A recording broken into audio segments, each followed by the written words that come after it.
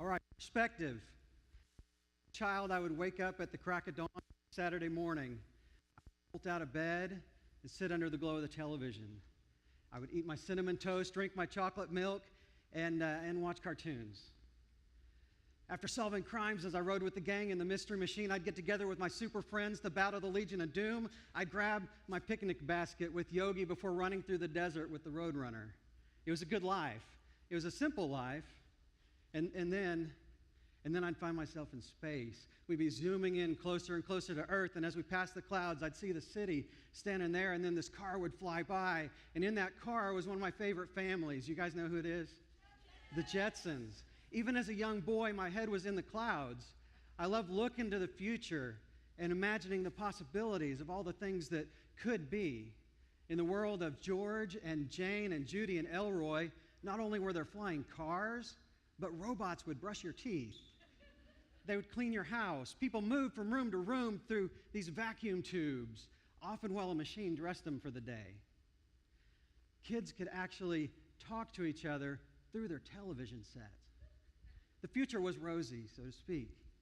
Now, as enamored as I was with it, with this shiny future, I always felt sorry for George. See, it wasn't because his boss yelled at him so much or because he was accident prone. No, the reason I pitied George was for the work that he had to do.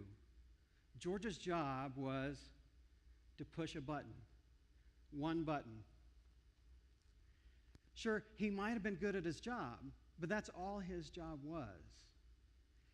Even sitting on the floor in my Batman underoos, wearing my Chewbacca house shoes under the glimmer of that cathode ray tube, I knew I wasn't wired that way.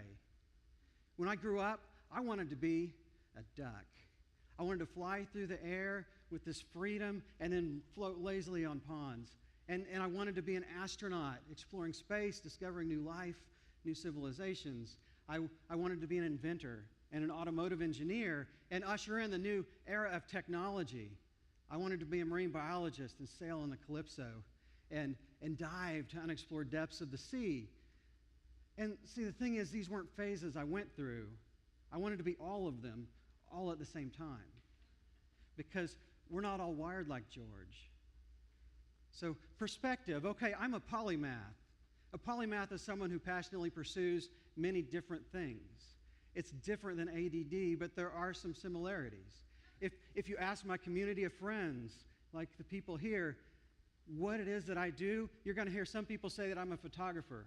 You're going to hear somebody say that I'm a pastor or a missionary. Someone else might tell you that I'm a writer. Someone else that might be really close to me might say that I'm an information security professional. So, which is it? Well, it's all of the above. That's what a polymath looks like.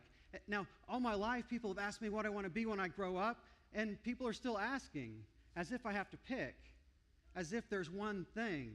To tell you the truth, I still haven't decided, and now I know that I never will. I'm content to be perpetually undecided. From my perspective, though, I was paralyzed. Those infinite possibilities have that effect on a polymath. Our cultural narrative tells us that we should find one thing to do. We need to find that one thing and master it. They tell us that the secret to finding value, meaning, and purpose and significance in life is to find that one button and push it. Push that one button with everything you have for the rest of your days. In fact, in Outliers, which a lot of people here have read, Malcolm Gladwell observed that it takes 10,000 hours to be world class at any one thing. But what if you're not wired to do one thing? And you know what if I'm not? When I focus on one thing, something tragic happens. I'm fighting against my own built-in programming. If I sell my camera to buy a typewriter, a piece of my soul dies. When that happens, I'm not as good of a writer. Because I'm a polymath, I need that interplay. I need that tension between all those different disciplines to provide that spark, that creativity for the journey. So my perspective had to change. Because paralyzed is no way to live. But what can I give up? What one thing should I choose? I wasted years thinking about that. When I quit my day job to be a writer full-time, I experienced the longest dry spell of my life. When I stopped writing to focus on photography, words burned in my head. They burned in my hands until I found an outlet for them. They consumed me. It was only when I accepted myself as I am, the way that I was knit together by my Creator, it was only then that I discovered the joy of being a polymath. Within this tension created by balancing writing and photography and preaching and information security, I found life. I found exhilaration. Instead of feeling pulled in 1,000 different directions, I looked for the common thread that united them all. In this new exploration, I discovered the beautiful journey that my life was designed to be. I became unstuck. I became free. So perspective. That common thread I found was that our lives have significance, our lives have meaning. Everything I do points to the truth, to that truth in some way. We were created for a purpose. That first step, the one that took me so long to even discover, that first step is acceptance. To step into a life of meaning, we begin by accepting the beautiful tapestry that we each are.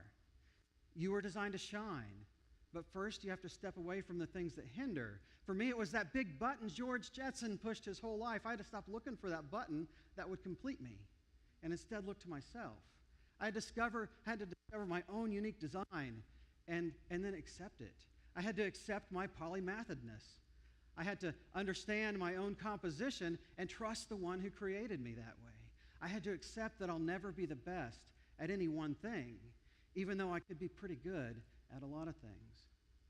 That was a difficult truth for me to swallow, but I found freedom on the other side. I discovered room to flourish, a space to be me, that freedom to explore flows from self-acceptance. Instead of trying to be like someone else or live up to someone else's expectation, I learned to trust God with the way that He wired me. Now, all my life I've heard it repeated. You can be anything you want to be. The uncomfortable truth is you can't. That's a lie. You see, we're each uniquely designed. We are custom crafted. When we accept that the possibilities aren't truly infinite, we start to understand that the options that are still left on the table are the ones that really mesh with our creation, how we were made to be. Instead of mourning the loss of all we can't be, we get to embrace the satisfaction of doing what you were created to do. So we've got perspective now. We've got acceptance. So moving forward into a life of meaning, even after we've accepted our own uniqueness, it can still be a struggle. For me, even when I accepted that I can juggle multiple gifts, I still thought I needed to focus on a single one. I'm a high achiever. I want to be the best at what I do. So over the years, I found myself turning down opportunities because I feared failure. I feared I would never be the best. I sat on the sidelines waiting for the day I would discover my true calling. Eventually, I found it. I overcame the paralysis when I understood that the one thing that I could be the best at was being me. When that clicked into place, I found even more freedom. Freedom to truly explore my own unique design and purpose, and this became integration. See, we naturally tend towards elimination instead of integration. We try to cut out all the little things in our lives that don't contribute directly to our dream, but all of us here are human, and humans are complex. In my journey, when I focused solely on writing, my perspective was that my day job was hindering me. It was a big obstacle, so I eliminated it. What I found out, though, is that income helps. Later, I thought photography took me away from graduate studies. Public speaking interferes with my ministry. But my struggles with physical pain and clinical depression undermine everything that I do, but I learned to integrate it all into my message and my mission. It's all part of my story, and that story is glorious. Through everything I do, the core message remains. Life has purpose. Life has meaning. I believe that, and I believe in you. My words, photos, ministry, my entire life are crafted to point to the truth about our Creator and ourselves. We were custom crafted by a glorious and beautiful Creator who loves us very much. As we learn to embrace this, we learn to step boldly into what we were designed to do. There's nothing as satisfying as integrating everything that you have into everything that you do, even our obstacles. Those things that seem to so painfully hinder us, lack of money, lack of time, lack of support, sickness, loss, all those things shape us. They refine us if we let them. The struggles give our life focus. They help us to prioritize. As we persistently push through the pain, we emerge stronger and wiser if our perspective lets us. Healthy perspective tells us that every obstacle is temporary. Even our darkest and most painful moments can be endured, and they can be integrated into our story. So we've got perspective, acceptance, and integration. And after gaining this new perspective of acceptance and integration, another struggle still remains. This is a particularly troublesome one for the polymath, and that's distraction. A polymath that has accepted his own design easily rationalizes a lack of focus. It can resemble an attention disorder. It's easy to only write when inspiration strikes. It's easy to only take pictures when the conditions are perfect, or only minister on a mission trip. If every aspect isn't ideal, we always have something else we can tinker with. What I've learned, though, is that discipline is the one habit that differentiates between average and exceptional. And who wants to live an average life? I don't. Hopefully none of us do. So once we discover that common thread connecting all our various pursuits, it's important to find the discipline to focus. It can be okay to jump from one thing to another thing as long as each is working towards the larger vision, allowing the natural tension between those disciplines to feed off each other. Andy Stanley once said that our direction determines our destination, not our intentions. We can't let our diverse interests divert our eyes from the end goal, a life of significance that impacts the world in a positive way. So we've got perspective, acceptance, integration, and discipline. And that's the point of this presentation about polymath's potential, possibilities, and paralysis. The truth is, you might not be a polymath at all. But just like me, you have a unique design, you have a unique purpose, work to do that is significant and meaningful.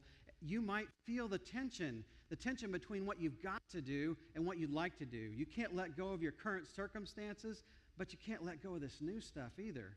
All of us end up there sometime, and when you do, remember to adjust your perspective, accept who you are, integrate everything you have into everything you do, and keep stepping in the direction of your dreams.